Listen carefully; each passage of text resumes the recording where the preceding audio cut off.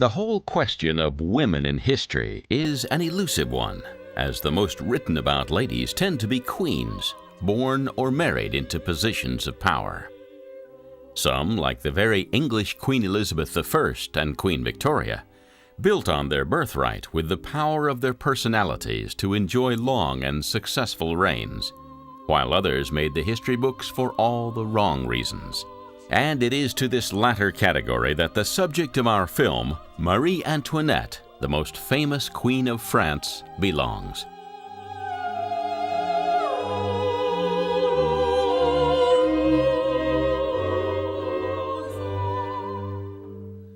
It is true that she lived the life of luxury in the Palace of Versailles on the outskirts of France's capital, Paris, while her people quite literally starved.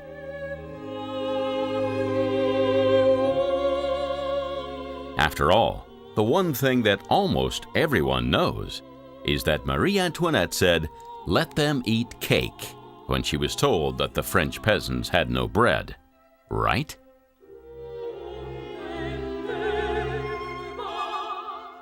Well, look a little deeper and you'll find that things aren't exactly what they seemed.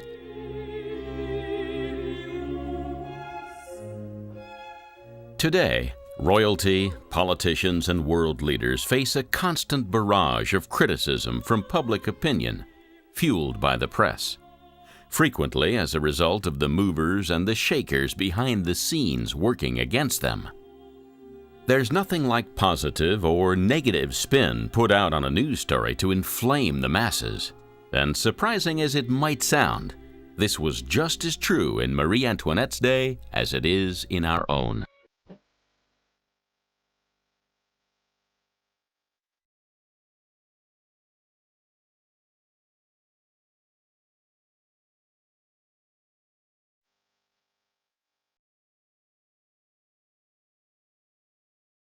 There were some powerful people who this Austrian princess upset on her arrival as a young girl in France.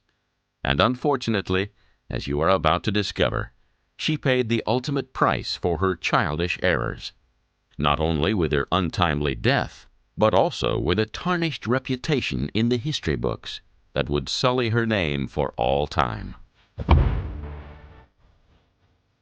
However, as we all try to learn the lessons of the past, historians are beginning to look more kindly on Marie Antoinette. And like every good story, there are definitely a number of different ways to interpret what happened. So for now, let's leave the spectacular beauty of the Palace of Versailles, the only world that Marie Antoinette ever really knew, and find the woman behind the femme fatale.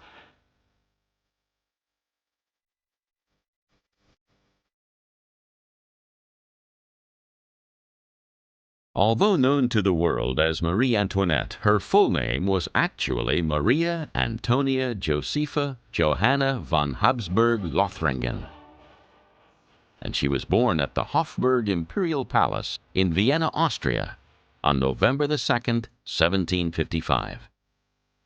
Interestingly enough, the future Queen of France was born on the day that the French called Le Jour des Morts, the Day of the Dead. Indeed, it was a day filled with death for between 60 and 90,000 inhabitants of Lisbon, Portugal, who were killed in a violent earthquake, felt as far away as Scotland and the United Kingdom. And if that wasn't bad enough, the half-destroyed city was then ravaged by fire.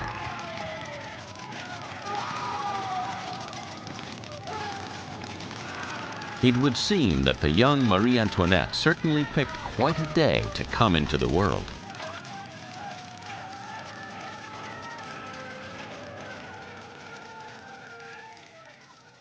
The Hofburg Imperial Palace where she was born was the winter residence of the Habsburg dynasty, rulers of the Austro-Hungarian Empire, which included many countries from Central Europe, such as Germany, Austria, Czechoslovakia, Slovenia, Bosnia, and Croatia. As of today, the Hofburg Imperial Palace serves as the official residence of the President of Austria.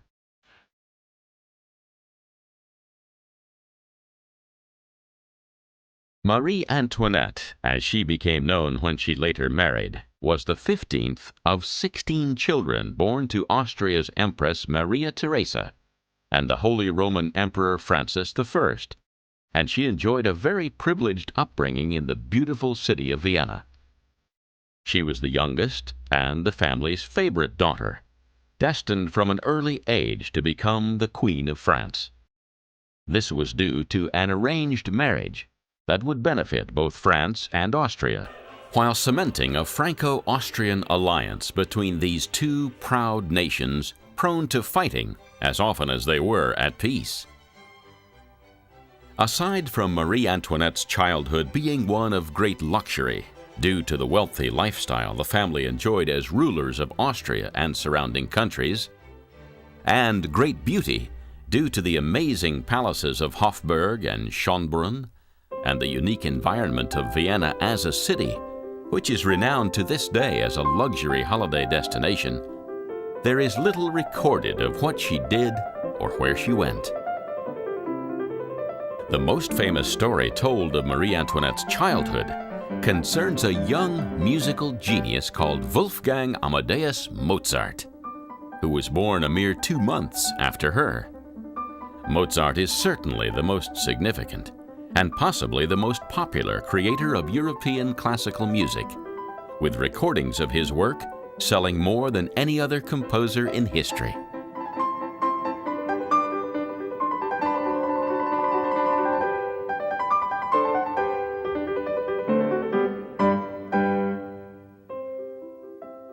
It's said that Mozart was called upon from his home in Salzburg to give a short musical concert for the imperial family of Austria, because news of his prodigious talent had raced around the country.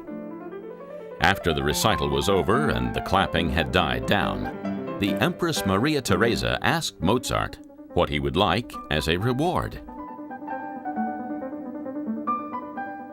She fully expected him to ask for something valuable from among the many treasures that littered the Hofburg Imperial Palace. But Mozart had been struck by the beauty of the Empress's daughter. Yes, you've guessed it, our very own Marie Antoinette.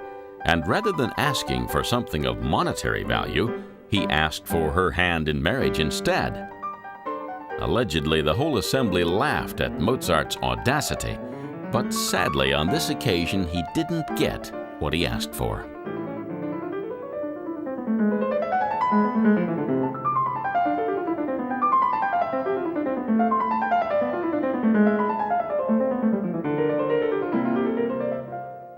Because of the signing of a peace treaty between France and Austria in 1748 to end over 150 years of fighting between the two countries, an agreement was reached between both royal families that King Louis XV of France would groom his son and heir to marry one of the Empress of Austria's daughters.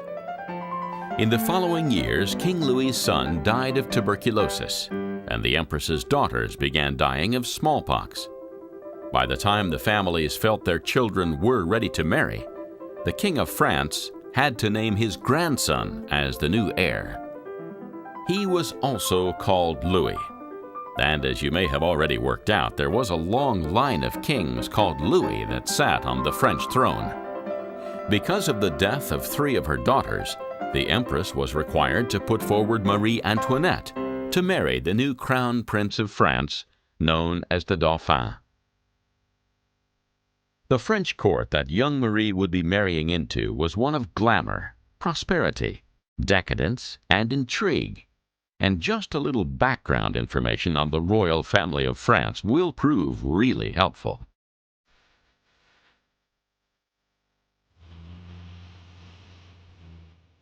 We'll start with the man who has gone down in history as the Sun King, after really putting France on the world map.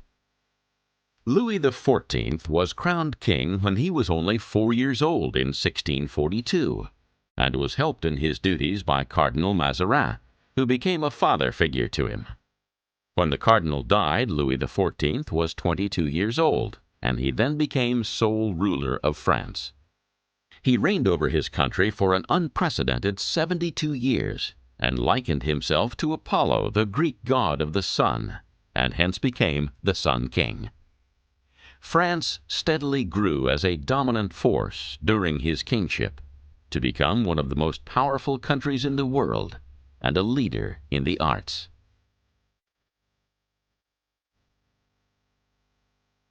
King Louis XIV's lasting legacy was Versailles. At the time, it was just a little village on the outskirts of Paris, France, where one of the king's hunting lodges was situated. Louis quickly transformed it into an opulent and lavish home for the French royal family. Ironically, it was jealousy that motivated him, as his superintendent of finances had built a chateau in collaboration with an architect, a landscape gardener, and an interior decorator. The dominant part of the complex was magnificent gardens, with an elevated platform in the middle of the woods, showcasing the incredibly imposing but elegant chateau.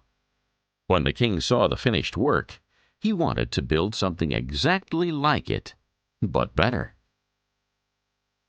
Eventually, Versailles grew into a fully fledged town, gathered around the central palace of Versailles.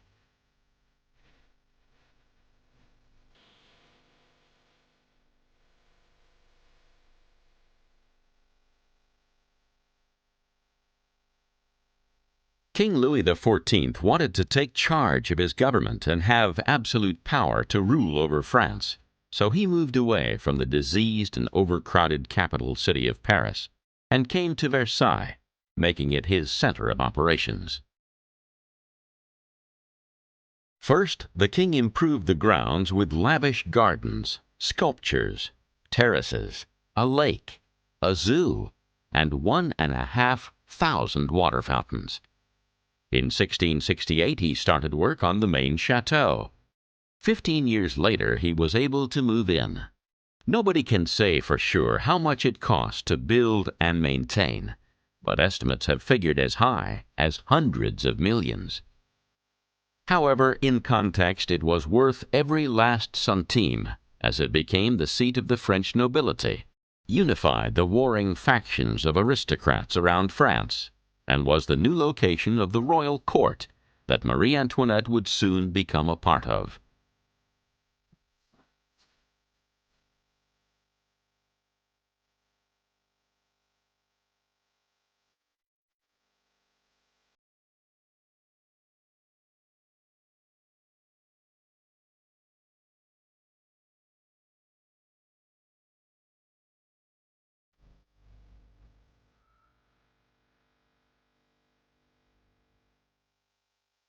If you think the exterior is opulent, then you haven't seen the interior. The Queen's bedroom, the state apartments, and the genuinely stunning Hall of Mirrors all vie for pride of place. The aforementioned hall holds 357 specially designed mirrors of an exceptional size for the 17th century, all linking with the windows on the walls and the arcades in the garden. It was the design and creation of the furniture, the architecture, and the lavish fittings of the Palace of Versailles that inspired and influenced many other countries' approaches to the look and design of buildings and furnishings.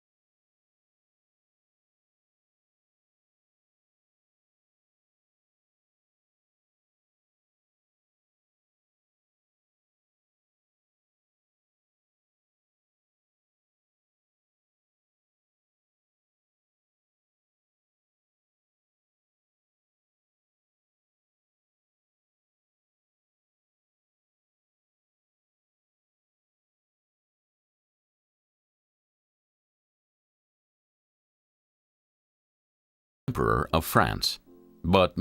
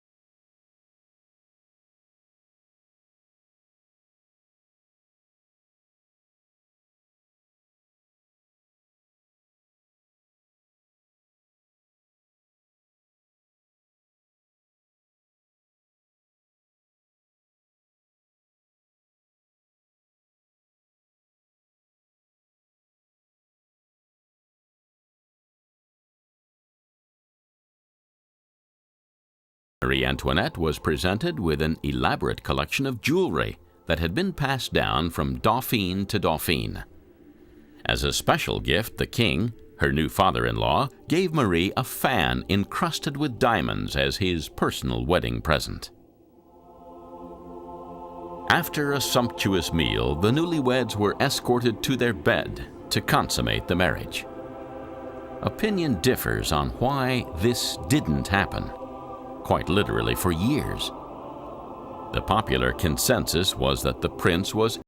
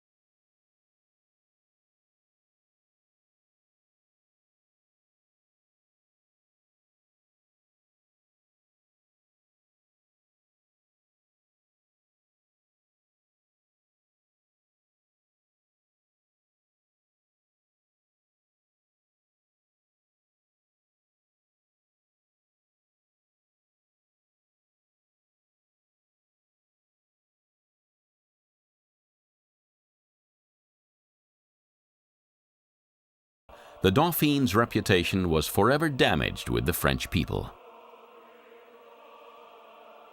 Meanwhile, Marie settled into the daily routine of Versailles in full view of everyone.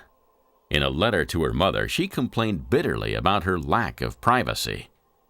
"I put on my rouge and wash my hands in front of the whole world."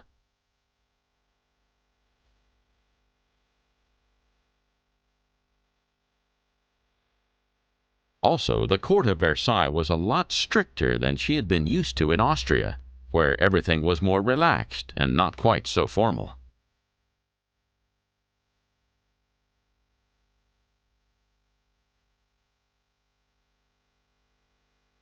She was told off many times for yawning and giggling at royal ceremonies, and wandering off with only a few friends for company and no servants or guards to look after her.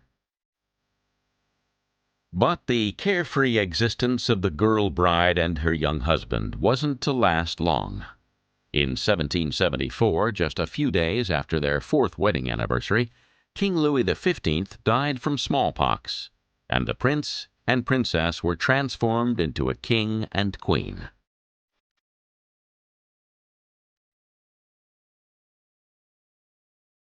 The new king and queen of France got down on their knees and began to pray, as courtiers and servants rushed to their apartments to swear allegiance to their new royal couple.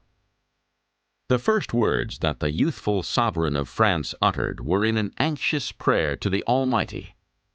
"Dear God, guide and protect us. We are too young to reign."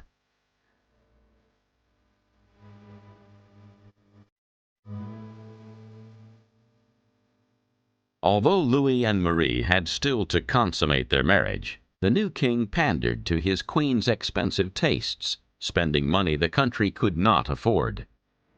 One of the first expenses that really turned the rising tide of civilian anger against the monarchy was the Petit Trianon, which sits in the gardens of Versailles. Originally built as a gift for Louis XV's mistress, Madame du Pompadour, she had actually died before its completion, so consequently the delightful house passed to her successor, Madame du Barry. As you can see, the Petit Trianon itself is a beautiful thing to behold, being a perfect example of 18th century architecture, with its huge rectangular form and windows that make the house both imposing and inviting.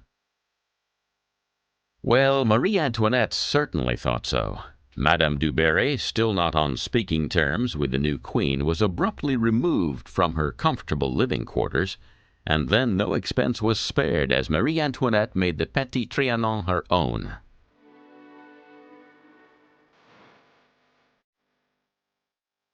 It was here that she could escape from the strict formal duties she struggled with, as the chateau became par ordre de la reine, by order of the queen.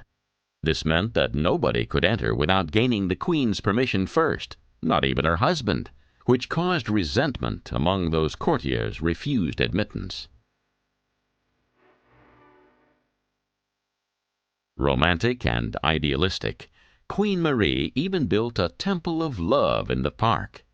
But by this stage in the proceedings, the starving French thought they were being mocked by such extravagance, bleeding the nation dry.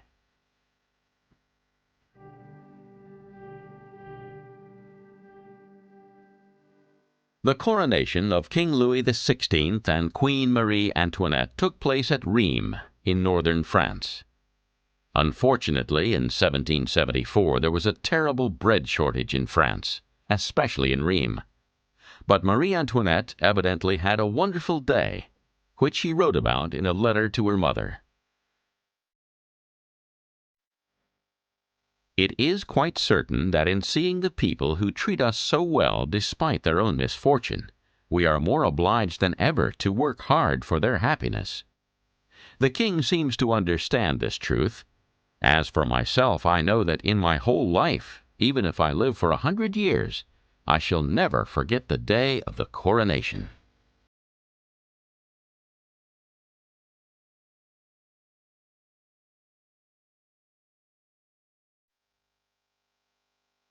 It was during the coronation that she was mistakenly attributed with the line, "If they have no bread, let them eat cake," when told of the starving people's plight. At the time, a brioche-type cake was made, which took less flour than bread, so her comment in retrospect was quite logical. But as "let them eat brioche" would have been a more accurate translation, it didn't have quite the same ring to it, and the young queen was forever misquoted.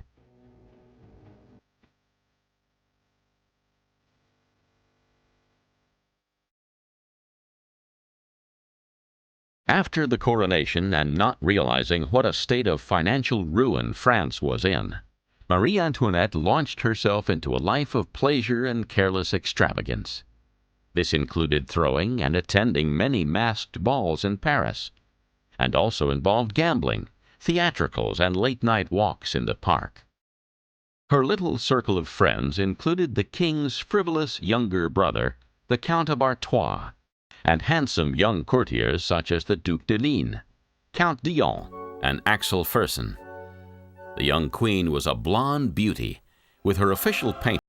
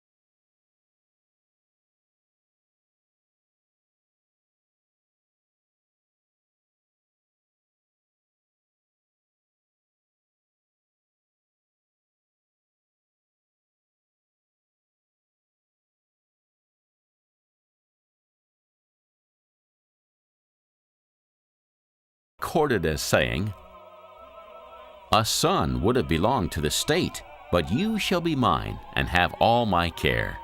You shall share my happiness and soften my sorrows." 3 more children would follow. Louis Joseph Xavier Francois in October 1781, Louis Charles in March 1785, and then Sophie Beatrix in July 1786. Motherhood fulfilled Marie Antoinette, and she became less boisterous, more sedate, and certainly more mature. She began to dress in simple gowns to allow the lower orders of society to copy her easily. She also put a stop to the court's extravagance with money. In the space of a couple of years, France's queen went from being a spoiled princess to a thoughtful young woman.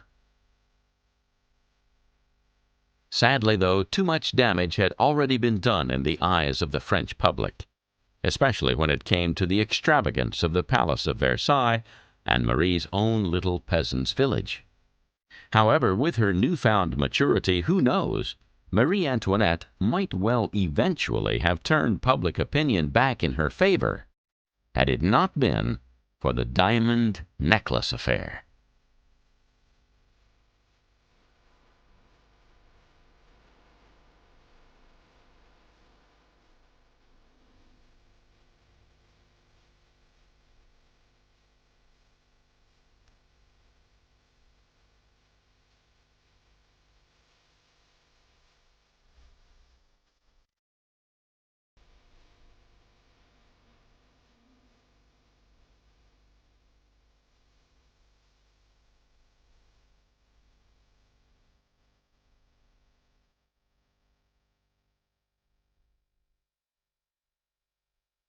One of the high-ranking French ministers of Louis XVI's court, Cardinal de Rohan, wanted to improve his social standing at Versailles.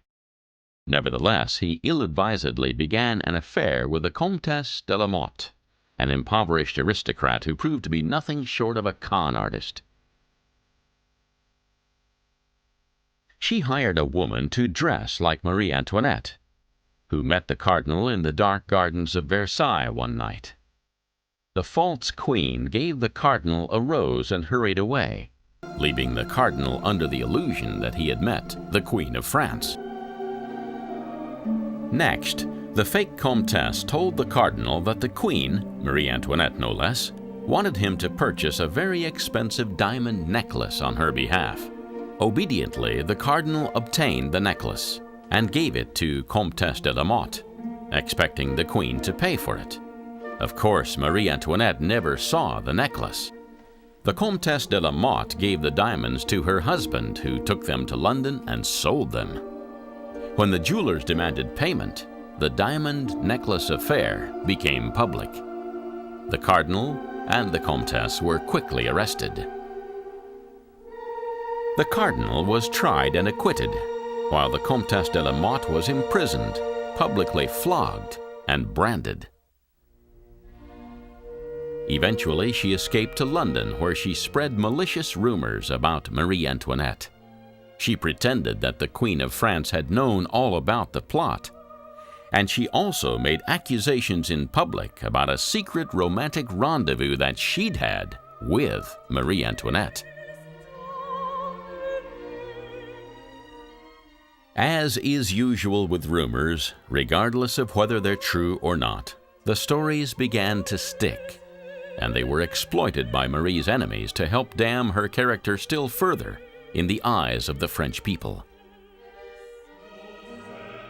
Ironically, many people believe that this was the turning point between talk of revolution and an actual will among the people of France to overthrow the monarchy, setting the wheels of revolution in motion.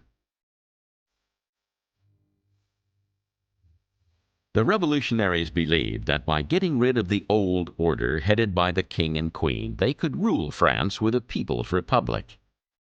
As mentioned previously, the financial situation of France had been deteriorating alarmingly since the death of the Sun King Louis XIV, and Louis XV, with his extravagant lifestyle, had made matters worse rather than better. Consequently, Louis XVI had inherited a poisoned chalice, and the young man had little natural ability, and certainly no training, to equip him for such a great task. Even a modern-day economist would have struggled to restore the fortunes of France. So a young man, who had experienced little of life beyond the privileged walls of Versailles, stood no chance. This was France's first revolution, and the country would switch back and forth between a people's republic and an empire state, before returning to a monarchy again for the next 75 years. However, despite what certain accounts of history may imply, Louis XVI and Marie Antoinette were not totally responsible for what happened. There is an expression that says, if a person is not part of the solution, they are part of the problem, and this probably best sums up the king and queen situation, because there were many causes of the French Revolution. For a start, the economy of France was tied up in a huge national debt that could not be cleared, even by heavy taxation of the citizens. Secondly, there had been a revolution in America, which had resulted in independence for the people, which may well have inspired the people of France to try the same thing. Thirdly, the indolence of the landed gentry, namely the aristocrats born into wealth and social position, upset the new professional classes born out of the Industrial Revolution, who promoted the ethic of a fair day's work for a fair day's pay.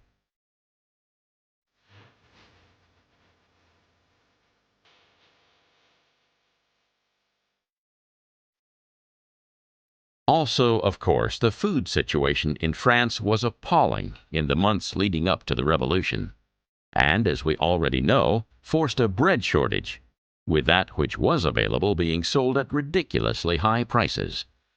People were starving, and throughout history, this predicament has always resulted in normally law-abiding citizens taking drastic action. Combined with these factors, the diamond necklace affair, which the revolutionaries used to their full advantage, and the royal family of France was doomed. Also, on a more personal level, Marie Antoinette faced the horror of the deaths of two of her children through illness. Losing her youngest daughter Sophie and the heir to the French throne Louis Joseph proved to be equally as devastating as what she was about to face on a political level.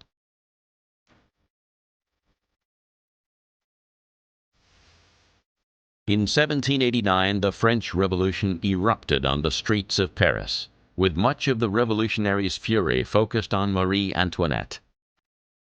On October the 5th, a mob of Parisian women marched on Versailles, shouting for the Queen's blood.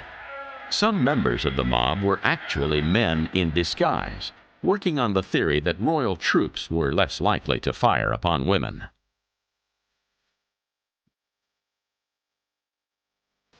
When the mob appeared outside the Palace of Versailles, Marie Antoinette bravely stepped out onto the balcony and faced them alone. The Queen did nothing more than bow her head and curtsy. The action of forgiveness and the courage of her convictions made all the difference. The mob began chanting "Vive la Reine," which means "Long live the Queen," and the royal family's lives were spared, but it was only a postponement of the inevitable.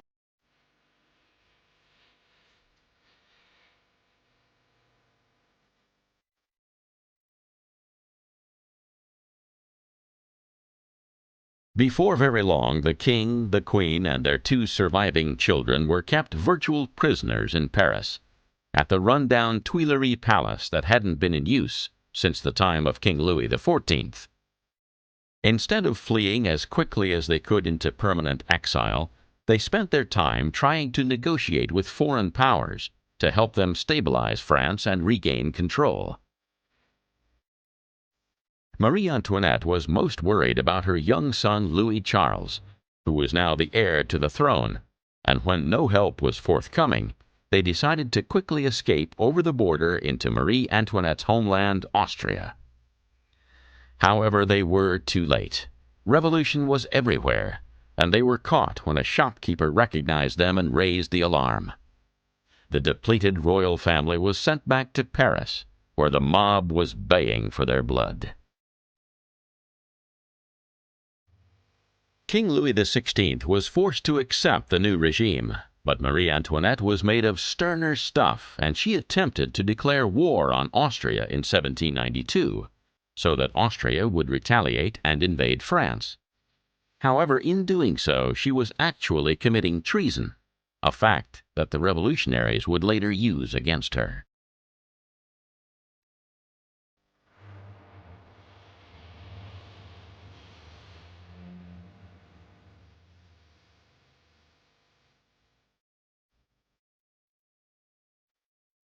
In August 1792, a large group of Parisian citizens arrested the royal family on charges of treason and locked them away. The following year, King Louis XVI was executed, having his head chopped off by guillotine.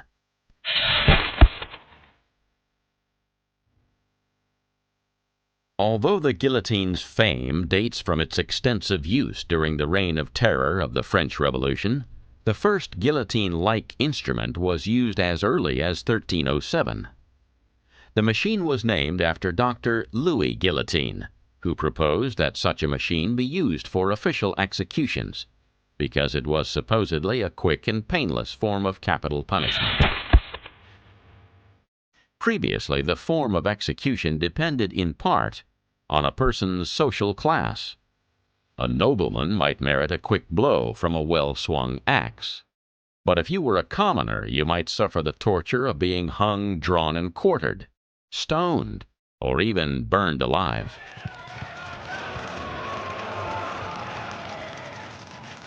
In spite of its efficiency, an execution by guillotine would still have been a sickening spectacle in a fair-minded society. When the head was severed, blood poured from the body as the heart continued to pump, and the crowds that gathered to see the mass executions of the French Revolution developed a real bloodlust. As the aristocrats were lined up to face their gruesome end, we can only imagine the terror they felt. The horror of the situation for Marie Antoinette must have been unbearable. Her husband was dead, and her children were taken from her to face the revolutionaries without even the protection of their mother. The deposed, widowed queen was paraded on a wooden cart for all to see. Her hair had turned prematurely white. She had lost weight from lack of food and internal bleeding, and she looked much older than her 37 years. She sat bolt upright and proud with her hands tied behind her back, as she faced the constant spitting, booing, and hissing of the revolutionaries. Some would say that Marie Antoinette had done nothing wrong. She had been a very young queen, inexperienced in the ways of the monarchy, who had grown too late into a mature and more sensible woman. Her will to live had probably left her when the children were snatched and her husband executed. With dignity she climbed the steps to the guillotine. The priest, who stood at the top, held her arm and whispered, "This is the moment, madame, to arm yourself with courage." Marie Antoinette, it said, turned incredibly slowly and serenely and looked him straight in the eyes. She replied clearly and deliberately, "Courage. The moment when my troubles are going to end is not the moment when my courage is going to fail me."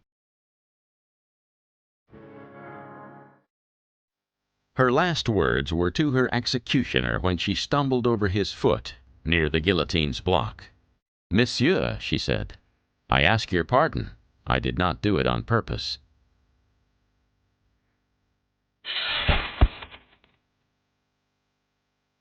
This last statement could equally well be attributed to her life as the Queen of France.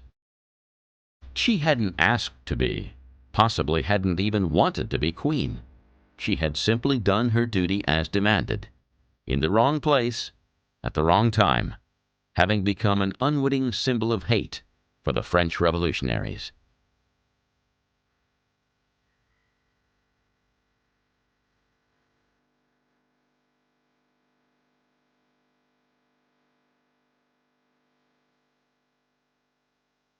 From Versailles to the scaffold was a short journey in distance, but the two locations were a million miles apart for Marie Antoinette. She faced the guillotine with great dignity, while the revolutionaries cheered as Marie's head was shown to the crowd, and her body was thrown into an unmarked grave.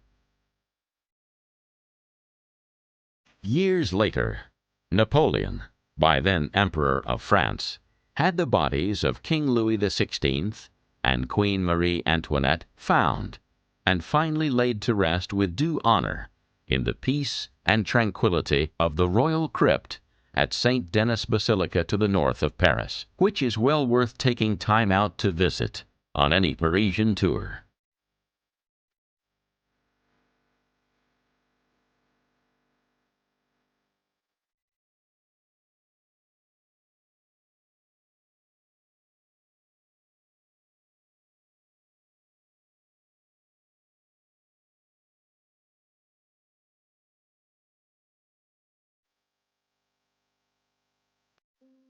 As a bizarre footnote,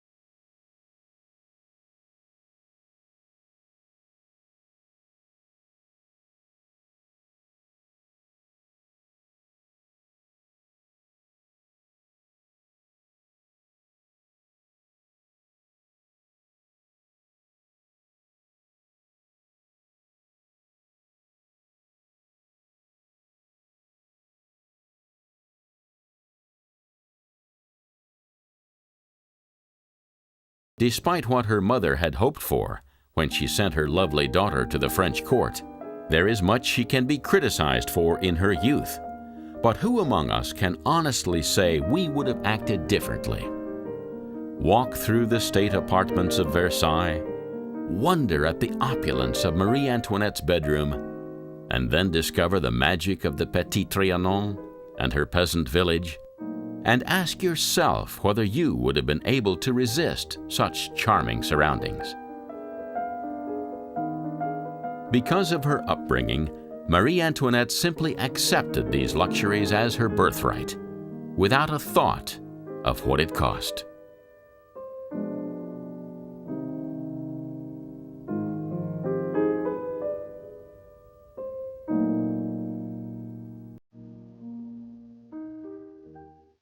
If you look at the great women of history, we love best the ones that are flawed. But those that have lived the longest, like Queen Elizabeth I and Queen Victoria, have the best reputations for a very good reason.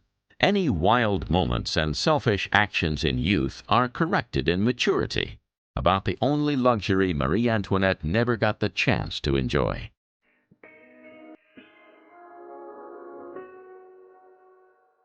Consequently, Marie Antoinette will forever be remembered as a beautiful young girl who quickly learned to live life to excess from those around her at the French court of Versailles.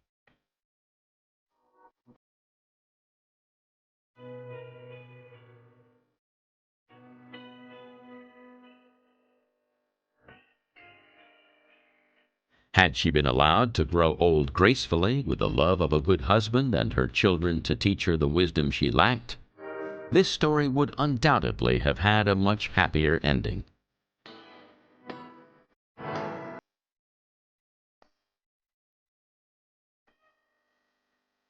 But such is the nature of history. Speculation about what might have been is often more satisfactory than what actually happened. In Marie Antoinette's case, it's tempting to use the benefit of hindsight to judge her. But as we leave this beautiful village that she built here in the grounds of Versailles, we would do better to try and understand the girl that she was, hankering after the simple life, and the woman she might just have become, had fate smiled more kindly.